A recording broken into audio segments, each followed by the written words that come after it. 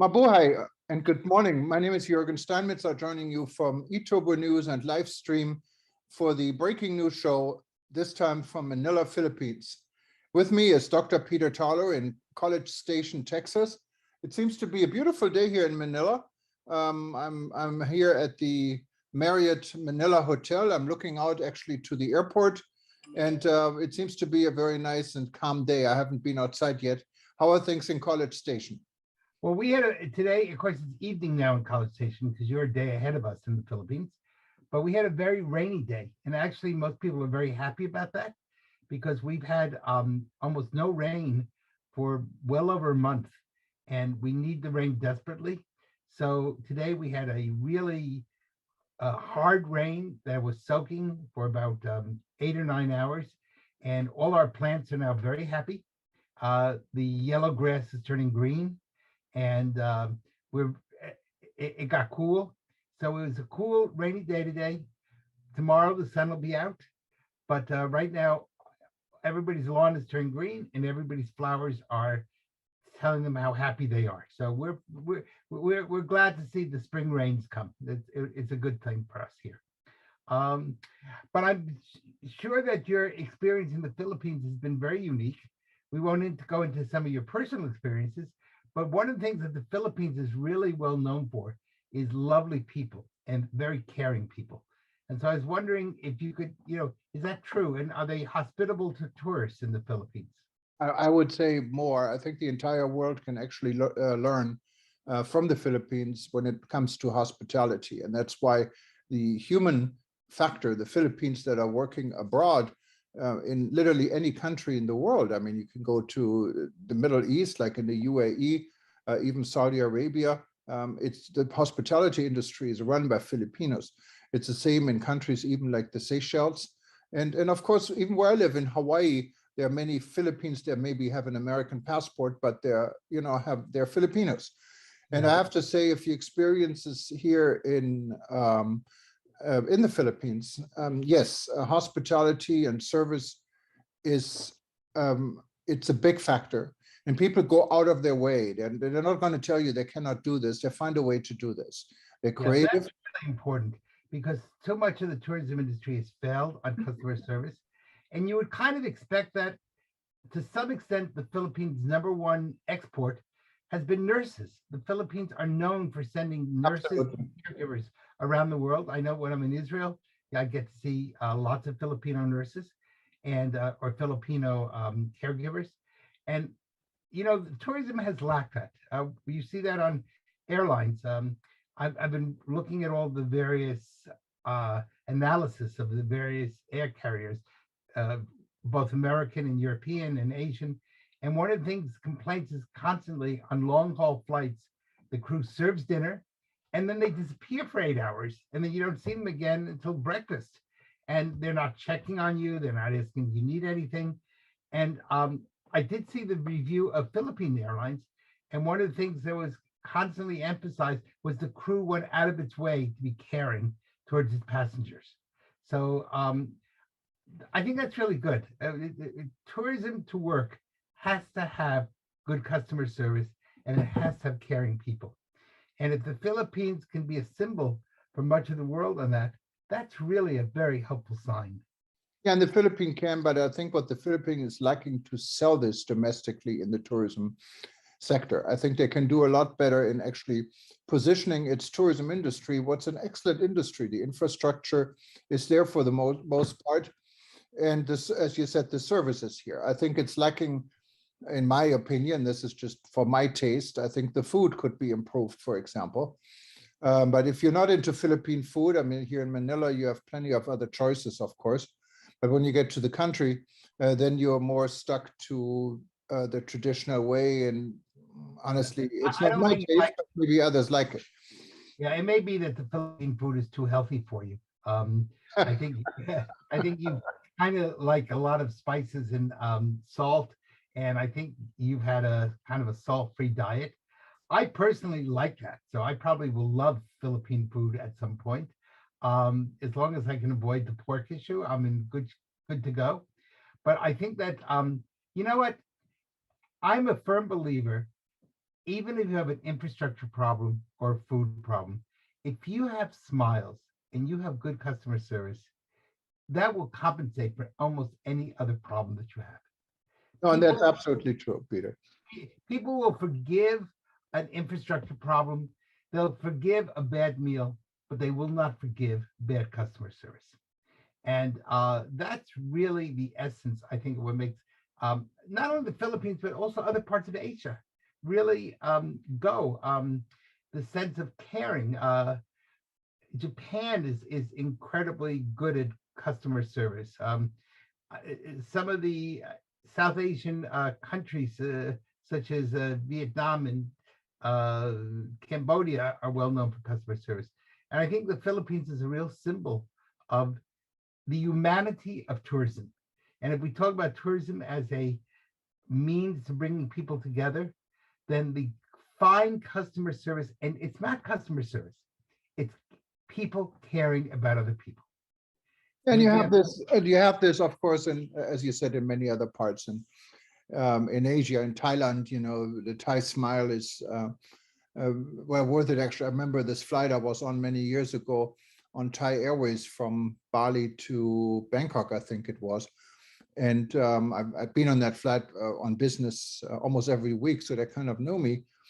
And when I asked, so what's the difference between you guys and Singapore Airlines? Because Singapore Airlines always had a superior experience. I said, well, I have to admit, you know, this came from one of the flight attendants. They are, you know, they may have better and even nicer airplanes than us, but we have the nicer smile. So you can see smile really sells, and Yes, friendliness sells. Yes, a smile, a sense of caring really sells. And in this world where there's so many problems, you have violence across much of Latin America. Certainly, you know, we don't know what will be in Europe. The foreign minister of Russia again said we may very well enter into World War III, but certainly we have a terrible crime wave in the United States. When you have those types of issues, then what you're seeing is that when people care, that goes a long way. And so a smile can cover up many, many difficulties. Somebody asked me today, I run an organization, and they said, why do you guys do so well on fundraising? And I said, because I know how to smile. And the person thought I was joking, but I wasn't. In other words, learning how to smile, learning how to listen, learning how to show caring are really essential qualities in the sense of making tourism work. And I think in that sense, the Philippines, I think, could become a really major tourism center. And it probably needs to have a little bit of work in some other areas, maybe get a few major other international conventions and some niche marketing. And that may be really what they need. I'm working on something right now, and you'll be, of course, will be helping us on in Panama, the idea of creating an international tourism, not just security conference, an international tourism well-being conference. And that will touch on everything from health to people feeling lonely when they're traveling to, of course, making sure that people don't get hurt either physically or emotionally or economically when they travel. But again, those are the types of conferences I think that makes the world move. And no, absolutely. Tourism is about hospitality. It is about people, and it is about peace. And that's why the human interaction is such an important factor in the human development. And it goes way beyond tourism. We can see this in the times of wars and conflict. The human interaction between people may save this world, but who knows, you know, and it's highly important, and tourism is playing an important role into this. Here in Manila, I think I can really say tourism can play an important role. Can play important, yes. Can play. And the reason for that is that there are places in the world where tourism is only interested, unfortunately, in getting your money. And there are other places in the world that tourism is really about interaction between human beings. If it's a former, then tourism really doesn't bring about peace. If it's the latter, then tourism does a wonderful job about uniting people. But in order to do that, we got to get out of the hotels. We got to get people to get to know each other, to talk to each other, share experiences, get to find ways to see each other. And those are all really basic qualities. And on some level, the tourism industry has been lacking. Um, think about how you're on a long haul flight and the flight attendants never want to talk to you. They're in the tourism business. You're in their home. I mean, it's a flying house, but it's still in the sky. They should want to interact with as many passengers as possible. Get to know them. What do you like? What don't you like? I will say that today I wrote a letter to the main airline that I fly on, telling them that I hope that their premium flights, that the food improves. That the last time I was on it, it wasn't very good, and that I've gotten reports from other people that it was not very good. And they did write me back a letter and said, we want to thank you and we will work on that. So I don't know if they'll do anything or not, but the fact they at least recognized that I was writing to them and they didn't just blow me off, that's good. And Peter, you and I were young enough to remember the times of Pan American when flying was such a privilege and the food was so excellent. I remember the times where I was privileged enough to fly first class on Pan American. I mean, you get the caviar, you get the Dom Perignon, you name it. You know, it was all there. And compare this today on my flight and on my United Airlines flight in business class, or Polaris, they call it, from Honolulu to Guam on my way to the Philippines. I couldn't eat the food. It was something, I don't even know, some cabbage with some couscous, and it had no taste to it. It's nothing. And it's all on one plate. You know, it's not served nicely like it was before. It's done without heart. And and there's plenty of time. I mean, if 8 hours on the flight, why not just bring a salad? Flight attendants can be bored. Exactly. Yeah, exactly. I remember, and I'm older than you are, but when I flew in the first time in the 1960s. I was the first person in my family to fly. And I flew on Eastern Airlines, which doesn't exist anymore. It was a very short flight. It was from Washington, D.C. to Newark. So it was about 45 minutes on a plane, which was considered really ecstatic. Nobody would get on the plane without a jacket and tie. Women wore heels and I remember that. And they actually served sandwiches between Washington and Newark. Today, you'd be lucky if you got a glass of water. Well, you have to be real lucky if you get this. You have to have a medical condition for that, I think. Yes, exactly. So, yeah, that's a real difference. And of course, you are right. The first time I was on a longer haul flight, which I think was Newark to California, everything was served in bone china. And they came through with a cart with a carved roast beef. And even just before COVID, if you remember, they served at least ice cream sundaes. They came around and, you know, what type would you like sundae? Now I think you get a Dixie cup if you're lucky. Yeah, no, I remember the time of ice cream sundae on the Honolulu to mainland flights. I had many times in when you fly premium, and it went from Haagen-Dazs down to some secondary brand into some third type brand. You couldn't even taste the ice cream anymore. And then finally they got rid of the ice cream altogether. So yes, I know the times are changing. Yes, I think maybe what they're trying to do is get us all to lose weight. They figure the food is unedible. It's another way to force us to lose weight. But, you know. And forget about wine, you know, when between Guam and Manila, and these are expensive flights. They're not like a first class ticket from Guam to Manila is like $1,200 for a relatively short flight. And you asked for wine. I said, no, we don't serve wine. It's because of COVID. So that was a week ago. Yeah. So I think we need to get rid of this concept. COVID has become the excuse for everything. Yes. And the public is going to get really disgusted with it. I think, you know, people are really tired of all the mandates, would make no sense. So I can sit in a restaurant for 3 hours and I don't need a mask, but I get on a plane for an hour with a much better filtration system. And up until a few days ago, they would tell me I had to have a mask. And you say, why? They said, we don't know. And I cannot tell you how many times flight attendants said to me, make sure you wear as loose a mask as possible so you'll be comfortable. I'm thinking, if the mask is loose, then it doesn't do Don't any need a good.